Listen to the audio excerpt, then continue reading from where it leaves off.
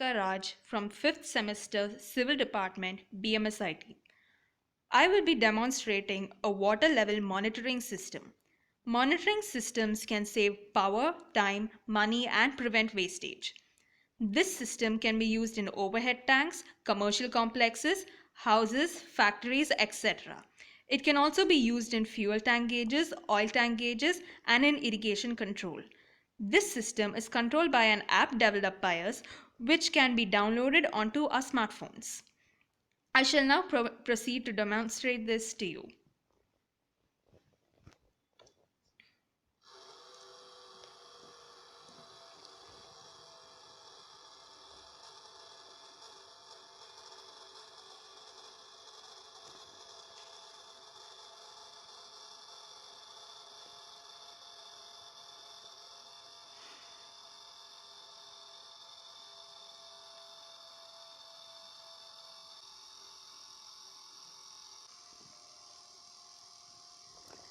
As you can see, our system also indicates if the amount of water in the tank is too less or too much. Thank you. Hi everyone, welcome to PBL Open Day. The title of project is Flood Runoff and Automated Groundwater Recharging Wells. Our project is guided by Dr. Rajesh Kopinath, Department of Civil Engineering. The objective of a project is to provide a solution for flood and water scarcity, which are two major problems faced by the society. Significance of a project is to eliminate seasonal imbalance of water availability in the environment. Literature review was conducted on various methods of flood prevention and groundwater depletion by referring various news articles and websites related to groundwater depletion. Methodology of a project is literature review of the problems and research on groundwater depletion and flood runoff structures and drawing of the model and creating a presentation of the concept. The components of the structure. There are four components in the structure, which are an artificial intelligence based opening and filter media and catchment area and pipes or holes for water percolation. This is the flowchart of the working mechanism. The floodwater enters into an artificial intelligence based opening. This water then passes through a section of filter media and then gets into and then percolates into the groundwater reservoir through pipes or holes. This is the illustration of the structure. This is the opening part, which is in the ground level, and a section of filter media that is approximately 10 feet deep, and 30 feet deep catchment area which houses the openings such as pipes or holes for percolation of water. This is the top view, which is approximately 6 feet in width, and these dimensions can be increased or decreased according to the area and amount of flooding.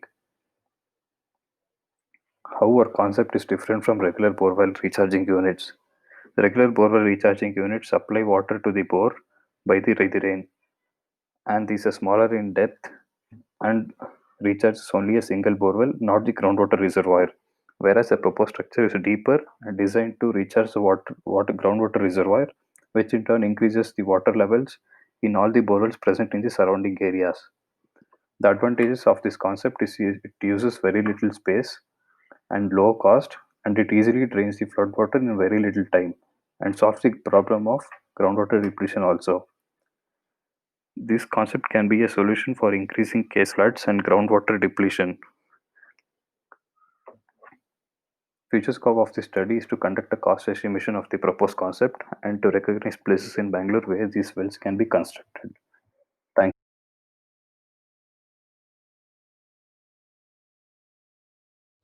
Hi, this is Jay.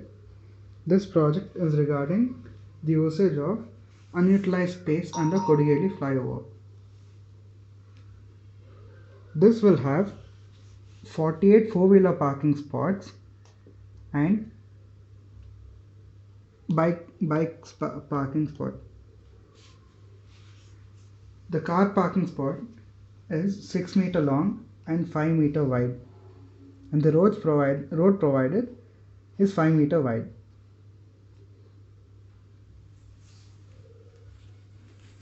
This road connects Hebbal to Yelahanka, and this road connects Yelahanka to Hebbal.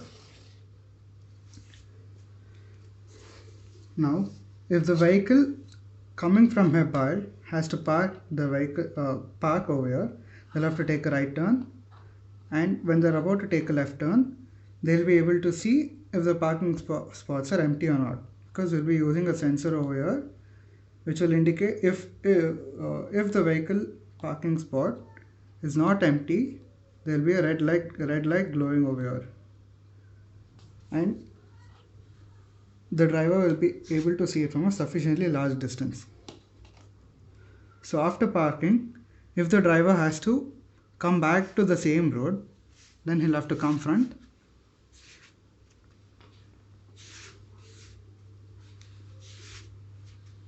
and take a left.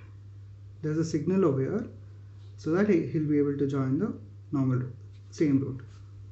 And if he has to go back to Hebbal, then he'll have to take a U-turn over here.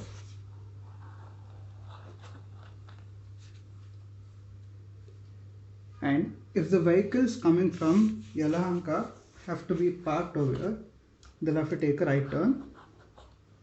They'll not be allowed to take a right turn over here because this is a one way. So they'll have to come here and come in this lane. And additionally, there are 6 electric vehicle charging points over here and a bicycle parking. Thank you. I welcome one and all for the project-based learning 2020. We, the students of 5th SEM, are doing a project on construction of multi-purpose bridge in smart cities. And our group members are Akshay, Bhartesh, Mavanish P. Manna and Rakshit. Our guide is Mrs. Shobha R. Construction of multi-purpose bridge in smart cities. Our objective of constructing a multi-purpose bridge is both road transport vehicles and railway can run on a single slab. Using the concept of monorail suspended type, we can make the train move under the slab and the road transport vehicles move over the slab. These are the proposed structures created by our group. Significance of applying this project in metropolitan cities are: this will help in reducing the traffic congestion as the area covered by the pillars on the ground will be minimum.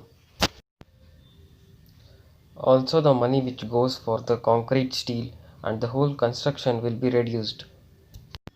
Also, for the cities with huge population, it will help people traveling for long distances across the city. The sources used for the study of this concept are University of Technology Sydney and the Industrial History of Broxbourne. By studying the average dynamic load due to vehicles moving in a day, we can plan the load bearing capacity and the material required for this construction. This method can be adopted wherein cities are planning for elevated corridor. Also, diverting the faster traffic lanes in the elevated lanes will help in providing safe lanes for cycle and pedestrians. The main results which are expected by using this concept are: the cost of construction is reduce in the congestion of the traffic, duration of the construction can be reduced by simultaneous construction of both transportation. You can have a look on our PBL poster. Hello everybody. I'd like to introduce you all to my project titled Floating Solar Photovoltaic. We are being guided by Ms. Prasanna G. Population explosion has brought with it a multitude of problems, the major being deforestation, fuel crisis, pollution, etc. Although it looks like we have found a solution to the power crisis by bringing in renewable energy sources like solar, wind, hydropower, its implementation still creates a large impact on the availability of land and the cost involved is more. For example, solar energy has a lot of potential, but in order to set up the photovoltaic cells that actually tap the solar power, we require large expanse of land, which in turn aggravates the problem of deforestation. Additionally, we also need to set up a cooling mechanism so that the efficiency of the system doesn't get hampered. So, our project basically proposes a solution to this problem by installing the photovoltaic on top of a water body instead of the conventional places like land or rooftops.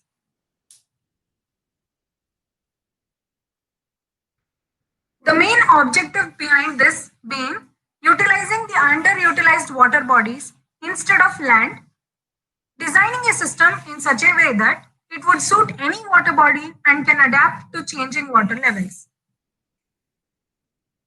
Talking about the social relevance, apart from solving the problems of land clearing, this system of floating power generates more electricity than the ground mount and rooftop systems due to the natural cooling effect of water.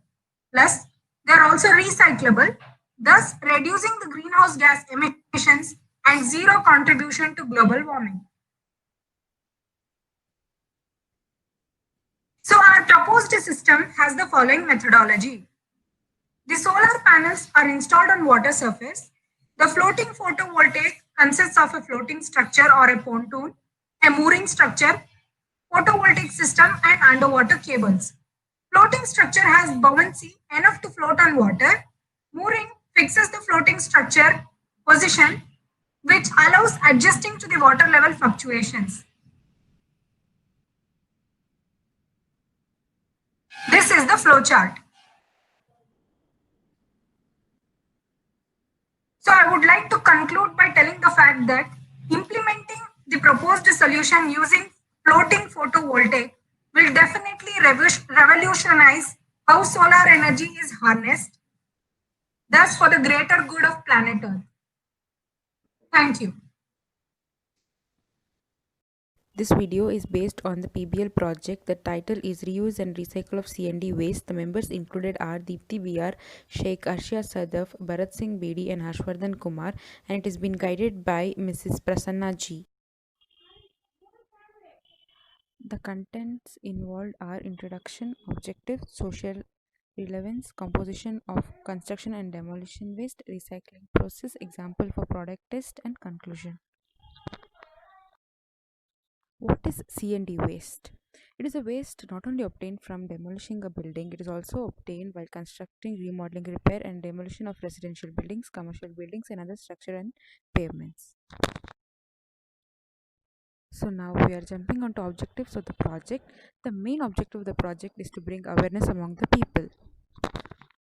The present fate of C&D waste, either lying on site or dumped in open or sent to landfills or dumped near riverbed.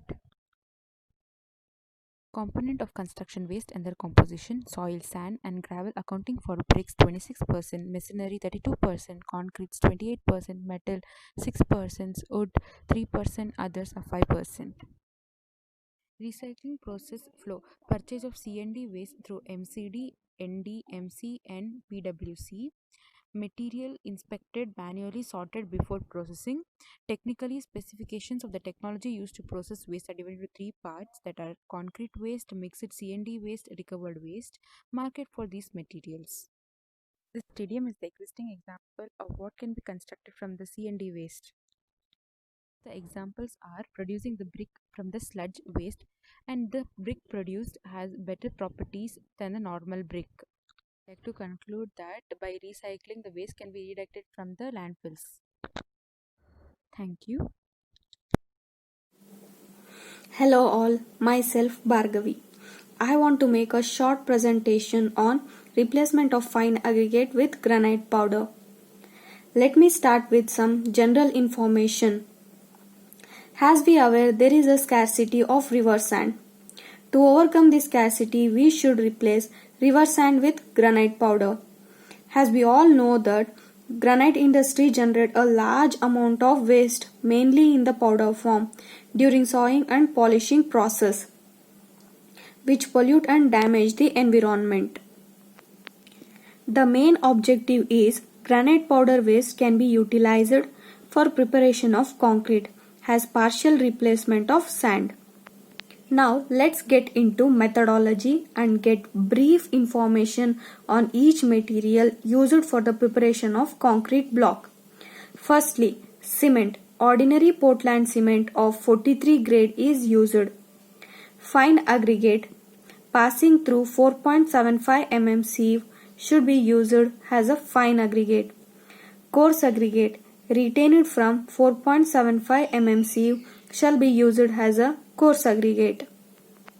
Granite powder. The collected granite powder should pass through 4.75 mm sieve and use it as a partial replacement to fine aggregate. Granite powder has partially replaced in place of fine aggregate by percentage of 10%, 20%, 30%, 40 and 50% individually. Water is used for mixing all these material. It should be free from concentrated acid and organic matter. Moving on to mix design, M30 grade of concrete considering a mix design of 1:0.75:1.5 which indicates 1 part of cement, 0.75 part of fine aggregate or granite powder and 1.5 part of coarse aggregate.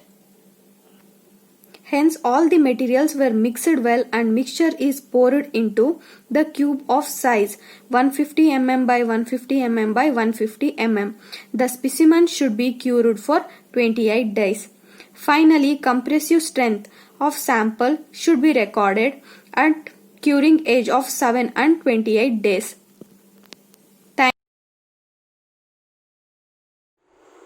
Hello everyone, I am Adarsh, studying in 3rd Sem Civil Department, BMS ITN, and today I am going to demonstrate our PBL model for the current semester, guided by Mr. Vinod BR, Assistant Professor, BMS ITN. So let's get started. Now I am going to explain the working of the components that are used in our PBL model.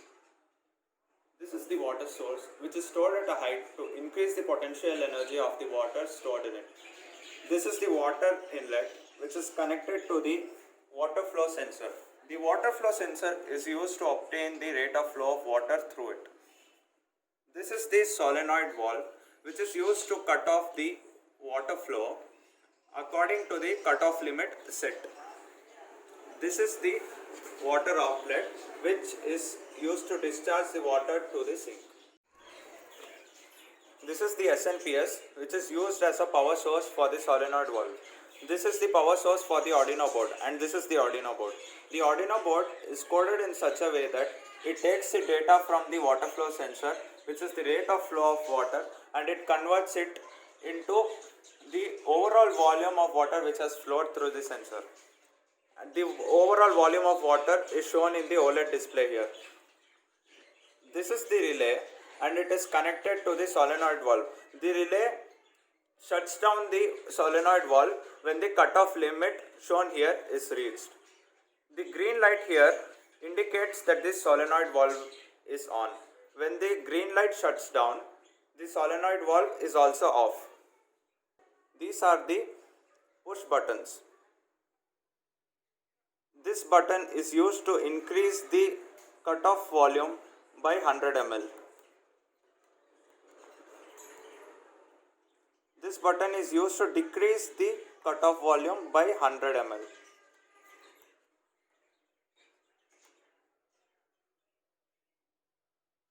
This button is used to restore the defaults. This button is used to set the cutoff limit.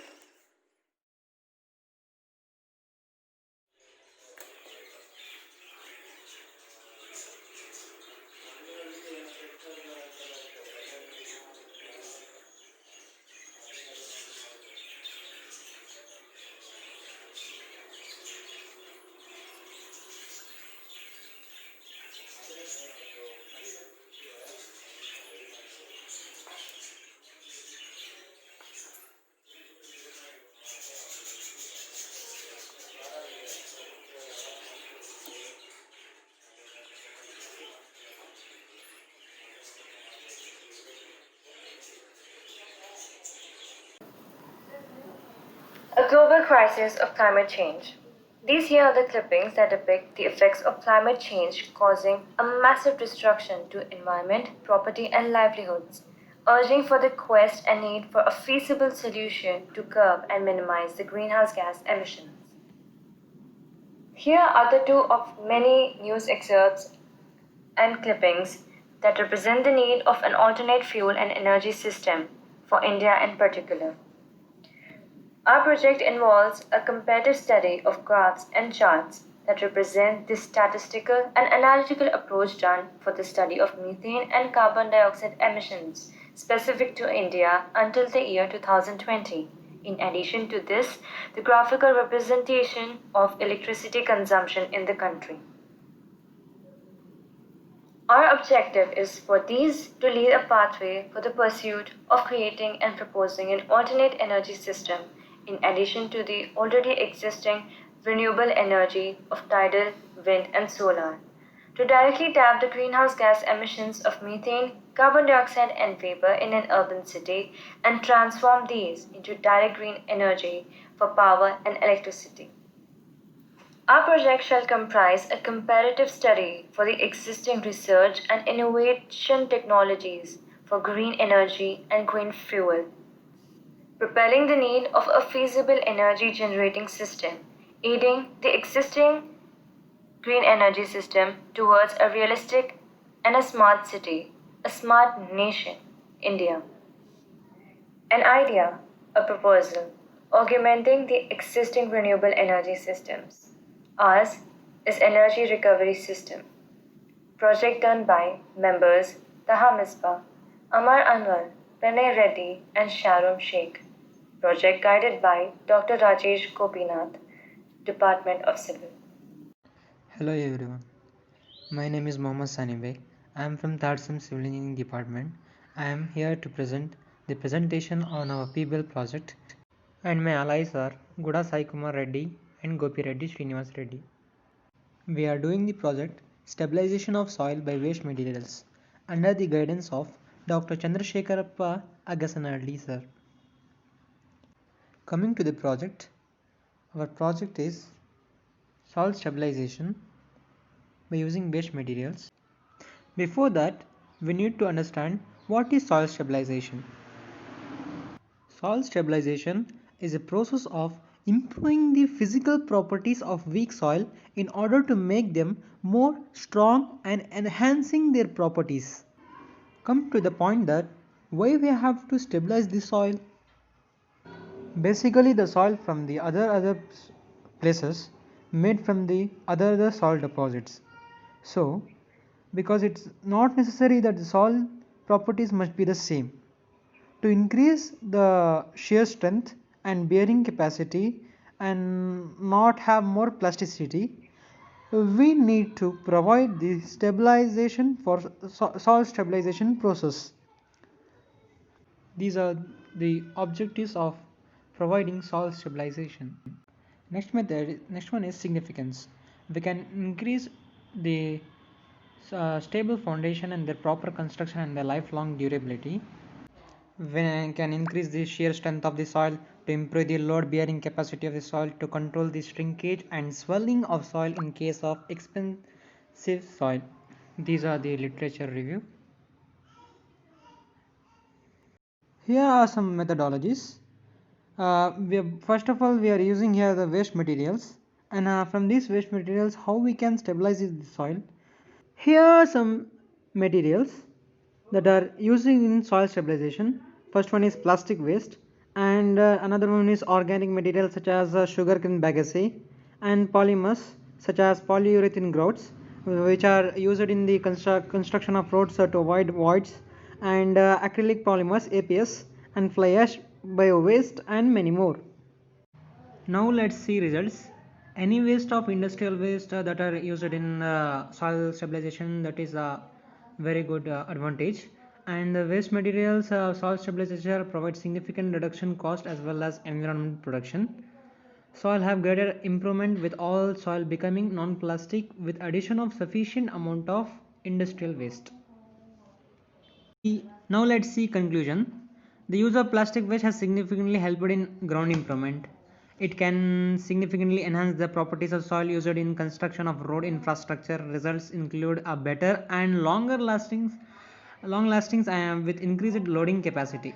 This new technique of soil stabilization can be effectively used to meet the challenges of society producing useful materials from the non-useful waste materials. Okay, thank you.